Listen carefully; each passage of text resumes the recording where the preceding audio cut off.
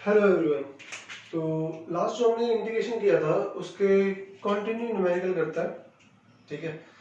और फिर इसके बाद स्टार्ट करेंगे काइनेमेटिक्स सेकंड यूनिट। तो फिलहाल इंटीग्रेशन पार्ट कर रहे हैं। इंटीग्रेशन के अंदर क्या है, फर्स्ट क्वेश्चन ये देखा है, y is equal to integration under root 3x minus 4 raise to power 3 dx। Question दे रखा है, इंडेफिनेट इंटीग्रल है, लिमिट दे नहीं रखी। तो पहले फिलहाल तो आपको इसे पावर की फॉर्मेट में लिखना पड़ेगा। अगर मैं इसे लिखूं 3x minus 4 raise to power 3 और रूट को क्या मैं पावर 1/2 कह सकता हूं? तो इस पे पावर पावर के ऊपर अगर पावर हो तो वो मल्टीप्लाई में आ जाएगी, ये कह सकते हो, ठीक है। ठीक है, अभी क्वेश्चन बना आपके पास 3x minus 4 raise to power 3/2 dx। अब मुझे पावर इंटीग्रेशन का रूल अप्लाई करना पड़ेगा। रूल क्या था, अगर मेरे पास पावर की फॉर्मेट में दे रखा है question x raise to power n, इसको इंटीग्रेट करना है तो पावर इंक्रीज हो जानी है n+1 और जो पावर बनी वही डिवाइड में आएगी n+1 प्लस सी। क्या ये रूल अप्लाई करोगे? ठीक है, तो मेरे पास कैलकुलेशन बनी। जब मैं इंटीग्रेशन रूल अप्लाई कर दूंगा तो इंटीग्रेशन का सिंबल और dx ये हट जाता है, बताया था लास्ट टाइम। तो इंटीग्रेशन का क्या आएगा आपके पास 3x माइनस 4, पावर जो थी उसे इंक्रीज कर दिया 3/2 प्लस 1 और जो पावर बनी वो डिवाइड में चली गई। तो पावर कितनी बनी आपके पास 5/2। अब जो अंदर वाला पार्ट है इसे डिफरेंशिएट करके डिवाइड में लिखना है। क्या करना है? डिफरेंशिएट करना है। लीनियर इक्वेशन है, उसे डिफरेंशिएट करो और डिनोमिनेटर में लिख दो, डिवाइड कर दो।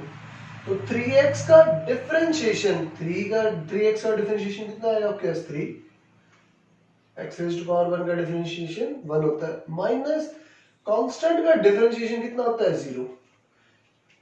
ठीक है, ये इंटीग्रेशन पूरा हुआ, कंप्लीट हुआ। प्लस अगर लिमिट नहीं दे रखी होती तो हम प्लस सी करते हैं, कांस्टेंट करते हैं ऐड, तो प्लस सी। ये आपके पास इंटीग्रेशन बना। इसे रीअरेंज करके सॉल्व करके आंसर लिख देता है 3x minus 4 raise to power 5/2 और नीचे में आपके पास ये 3 इंटू 5 15 अपॉन 2 था, वो रेसिप्रोकल करके ऊपर आ गया प्लस सी। ये आंसर है। क्या ठीक है? आंसर में एक बार रिपीट करता है। इस तरह का क्वेश्चन दे रखा था अंडर रूट, तो इसको मैंने पावर की फॉर्मेट में लिख लिया 1/2। तो टोटल पावर कितनी बनी आपके पास 3x minus 4 raise to power 3/2, power 3/2 आ गई। ठीक है, अब इसमें पावर रूल अप्लाई करते हो इंटीग्रेशन का, x raise to power n, power increase करनी है, इंटीग्रेशन इंक्रीज करनी है तो n+1 अपॉन n+1। तो यहाँ पावर बनी आपके पास 5/2 अपॉन 5/2। अब इस वाले पोर्शन को डिफरेंशिएट करके डिनोमिनेटर में लिखना है। यहाँ ये पॉइंट ध्यान रखना, क्या करना है? डिफरेंशिएशन करना है। डिफरेंशिएट करके डिवाइड में लिखा गया, कितना लिखा गया आपके पास 3x का डिफरेंशिएशन 3 और 4 का डिफरेंशिएशन कितना आ गया 0। बाकी तो फिर इसे मैथ यूज करके सिर्फ सॉल्व किया है। ठीक है, ठीक है। नेक्स्ट सेकंड क्वेश्चन अटेम्प्ट करते हैं। ये दे रखा है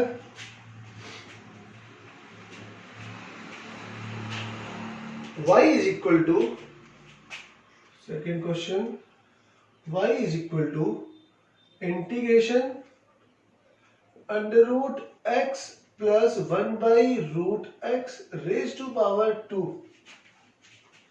dx। अब मैं इस कैलकुलेशन के अंदर पहले वहां जो पावर बनी थी 3/2 बनी थी, तो उसे डिस्ट्रीब्यूट, उसे ओपन नहीं कर सकते थे ब्रैकेट को। बट इसके केस में आइडेंटिटी तो पता है हमें, तो क्या आइडेंटिटी अप्लाई कर सकते हैं। अब आइडेंटिटी होती क्या है? आइडेंटिटी ये होती है आपके पास a plus B whole square, ये आइडेंटिटी अप्लाई करते हो, A square plus B square plus 2ab, ठीक है, ठीक है।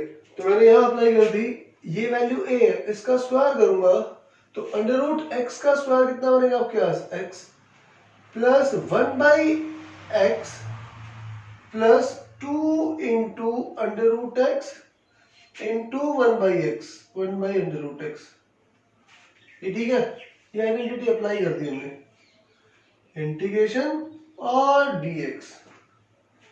चलो नेक्स्ट स्टेप सॉल्व करते हैं। अब ये वाला पॉइंट तो इससे कैंसिल हो गया, रिमेनिंग क्या बचा आपके पास, x plus 1/x plus 2 dx और ये इंटीग्रेशन, ठीक है। अब इस पॉइंट पे इंटीग्रेट कर रहे हो, y is equal to x का इंटीग्रेशन पावर रूल के अकॉर्डिंग इंक्रीज होगी power, x raise to power 2/2 plus, अब 1/x का इंटीग्रेशन होता है log, अगर ना भी याद रहे तो अगर आप ध्यान से देखो, ये पावर ऊपर ले जाओगे पावर -1 बनेगी, तो x raise to power -1 power increase कर दी अगर मान लो आपने गलती से, तो ये बना आपके पास x रेज़ टू पावर 0/0, तो वो डिफाइन नहीं होता, नंबर अपॉन 0 कितना होगा आपके पास, नॉट डिफाइन। तो इसे, इसका याद रखना है, 1/लीनियर इक्वेशन अगर ऐसी कैलकुलेशन दे रखी है तो आपके पास आंसर क्या बनेगा,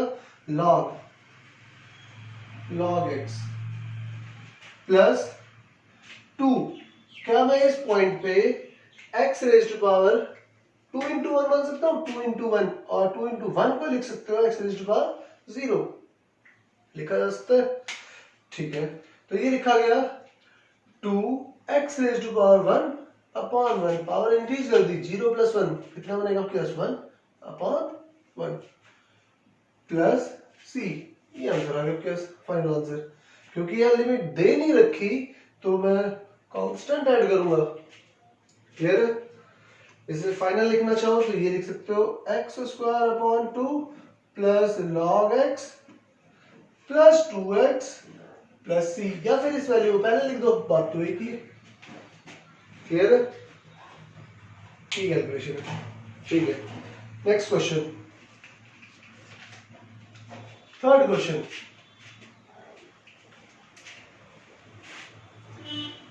थर्ड क्वेश्चन ये दे रखा है,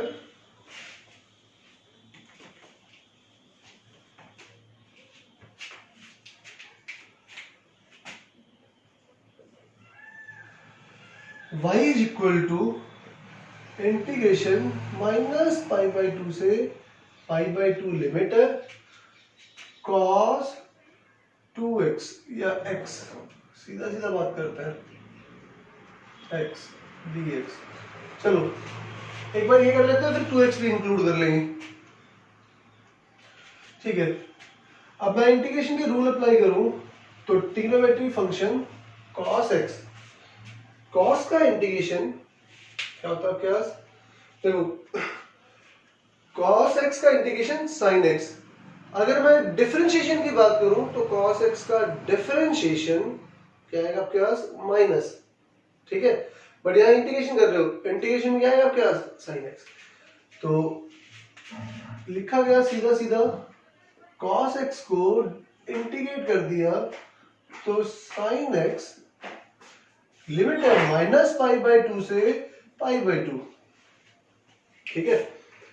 अपर लिमिट लोअर लिमिट, जब मैं अपर लिमिट पुट करूंगा तो sin x के प्लेस पे क्या लिखा गया, π/2 एंगल। अब जब लोअर लिमिट की बात आएगी तो पहले सब्ट्रैक्शन का साइन, माइनस लोअर लिमिट तो माइनस फॉर्मूले का, और ये वैल्यू यहां पुट कर दी sin -π/2, ठीक है। जब आपके पास लिमिट दे रखी है तो ये डेफिनेट इंटीग्रल बना और कांस्टेंट c ऐड करने की जरूरत नहीं बनी, ठीक है। अब पॉइंट ये है, साइन नेगेटिव, ये फर्स्ट क्वाड्रेंट, ये सेकंड क्वाड्रेंट, ये थर्ड क्वाड्रेंट, ये फोर्थ क्वाड्रेंट, आपने 10th क्लास में इतना तो कर रखा है, जब मैं पॉजिटिव एंगल की बात करता हूं तो मूव करता हूं एंटी क्लॉकवाइज पॉजिटिव एंगल के लिए, और जब नेगेटिव एंगल दे रखा है तो मैं मूव करूंगा क्लॉकवाइज। तो तब आप मूव करोगे क्लॉकवाइज और नेगेटिव एंगल। इतना पॉइंट तो ठीक है। अब इस कंडीशन में यहां इसकी बात करनी है, इस कंडीशन में -π/2, तो मुझे कौन से 4th क्वाड्रेंट में आना पड़ेगा। एंगल जो देखा कैसे नेगेटिव, नेगेटिव के लिए आपको आना पड़ेगा क्लॉकवाइज। क्लॉकवाइज की कंडीशन में आप कहां पहुंच गए 4th क्वाड्रेंट में, और 4th क्वाड्रेंट में साइन फंक्शन क्या होता है आपके पास नेगेटिव। ठीक है, तो ये कंडीशन बनी साइन -θ, 4th क्वाड्रेंट में आ रहे हो तो माइनस। ठीक है, क्योंकि साइन 4th क्वाड्रेंट में क्या होता है नेगेटिव, साइन पॉजिटिव होता है 1st क्वाड्रेंट और 2nd क्वाड्रेंट के अंदर। ठीक है ये पॉइंट। चलो अब इसमें वैल्यू सॉल्व करते हैं। साइन π/2 साइन 90 कितना होता है 1, और माइनस की वजह से अभी समझा दिया, ये माइनस आएगा तो ये माइनस और ये माइनस दोनों क्या बन गए आपके पास प्लस, और साइन थीटा लिखा गया 1 प्लस साइन 90 कितना होता है 1, तो टोटल आंसर कितना होगा आपके पास 2। क्या एक पॉइंट समझ में आया। दोबारा रिपीट करते हैं। cos का इंटीग्रेशन sin x हो गया, अपर लिमिट लोअर लिमिट, तो अपर लिमिट पुट की x की जगह पे π/2, लोअर लिमिट पुट की -π/2।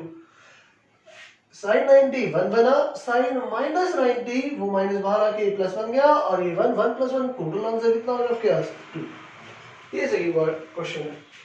एक क्वाड्रेंट ये तो आपने 10th क्लास में कर रखा है। ठीक है, नहीं भी कर रखा तो आपके पास मैथ में भी आ जाएगा,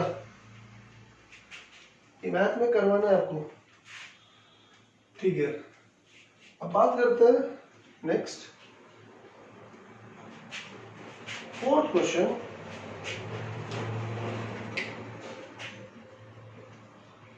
ये दे रखा है y is equal to integration 0 to 30 और साइन 7x dx। इस बार एंगल 7x है। ठीक है, इंटीग्रेट करते हैं।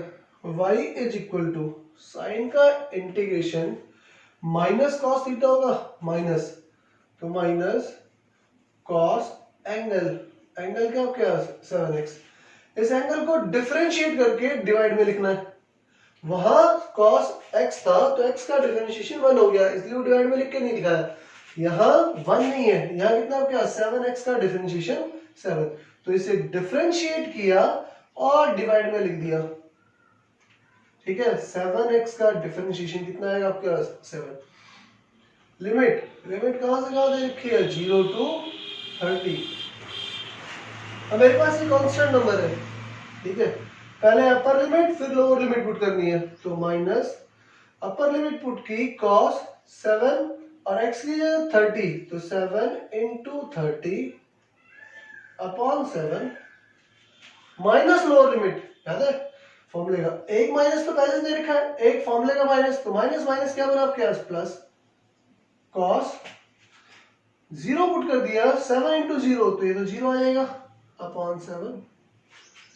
ठीक है, इसे सॉल्व करते हैं। Minus cos 210 upon 7 plus cos 0 कितना होता है आपके पास 1 अपॉन 7। चलो अब इसे सॉल्व करने का तरीका, cos 180 प्लस 30 ये लिखा जाएगा 180 प्लस 30 क्या वापस 210 होगा। 180 की वजह से cos में रहेगा, पहला पॉइंट।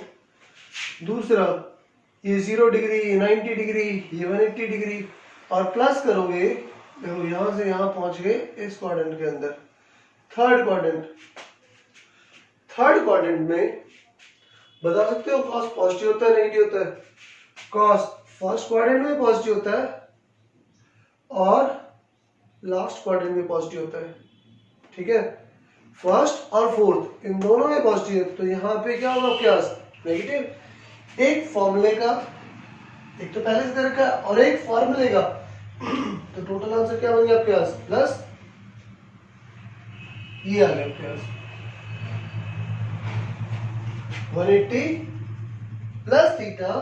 तो 180 में से कॉस कॉस में रहा और कॉस थीटा, तो थीटा क्या आपके पास? 30 डिग्री, 30 लिख दिया, ठीक है। इसे फाइनल सॉल्व कर दिया।